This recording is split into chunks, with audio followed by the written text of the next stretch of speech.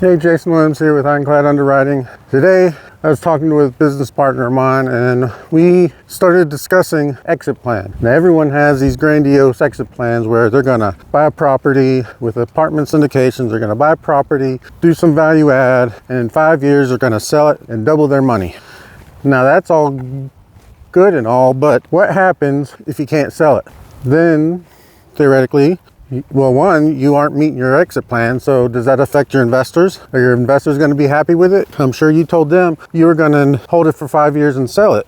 Now, that might have worked maybe 7 years ago, 4 years ago, and people are trying to sell it now, but I know right now, if you got in this market 3-4 years ago and they're trying to sell a property, not always going to happen. Or if it is, you're not going to make what you need to on it to get the projected returns that you told your investors. So, how can you mitigate that, or how can you adapt and overcome? And so with that, exit plans are critical, and your market size also is critical, because if you're in a smaller market, chances are you're not going to be able to sell it like you think you are. I live in a small market and I've seen properties for sale, haven't been sold, but they come up for sale, different broker every time. They're for sale, they go off market. They're for sale, they go off market, never been sold. I've even put out offers on these. A few years ago, I put out an offer on a property. They're asking 13 million for it. I offered them 10.5. Then it came back on market, off market. I'm on market, they wanted 11, 10.5 to 11. I offered them 9.1. Interest rates have changed. Things happen. I can't get the same financing, or the property isn't doing as well as it was. And at things, the dictated price is less than what they were wanting. So I offer them like 9.1 or whatever. And now, last I heard, it's sold for right between like 9 and 9.5. I don't remember exactly, but I offered them 10.5 2 years ago, and they would have made a killing at 10.5. Maybe not as much as they wanted to, but I guarantee you they would have been better positioned than they are now, where they're basically trying to just do a fire sale to get rid of it because the property's not performing, or the partnership's not performing, or any other issues. Maybe the debt's changing. Maybe their rate cap is expiring and they need a new one, and that's going to cost $650,000 that they didn't budget for because they were hoping to be out of it by now. All different reasons on why people need to get out of a property, but you can't always get out of it because maybe what you need to get out of it, it's not even worth anymore. Maybe you're technically upside down, you know? So things to think about. Market size matters. If you're in DFW or Houston or Phoenix or San Antonio or some of the Carolinas, yeah, you got a lot of competition. You got a lot of people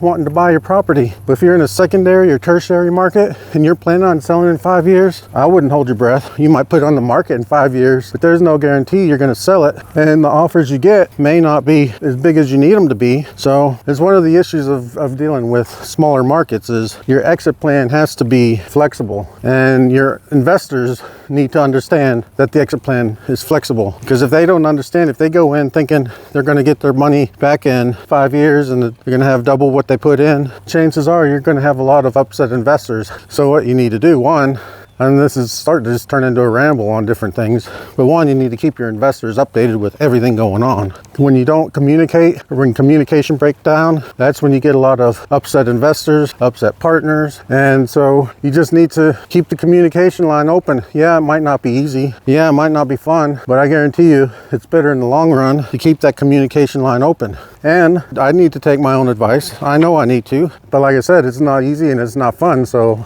I'm going to put it off, and the next thing you know, you keep putting it off and putting it off. Month, 2, 3, 4 months have passed, and your investors have no idea what's going on, and you think you're doing okay. You see the writing on the wall on how the property's performing, but nobody knows except you, and so yeah, bad things happen with that. Right now, there's a lot of issues with operators who haven't been communicating. Lots of lawsuits, lots of SEC filings or investigations. So just keep your mind. So one, keep your exit plan flexible, and two, communicate with your investors. So that's just what's been on my mind the last few days. If you have any questions, feel free to hook me up. My contact info is below. Again, this is Jason Williams from Ironclad Underwriting, and I'll catch you next time.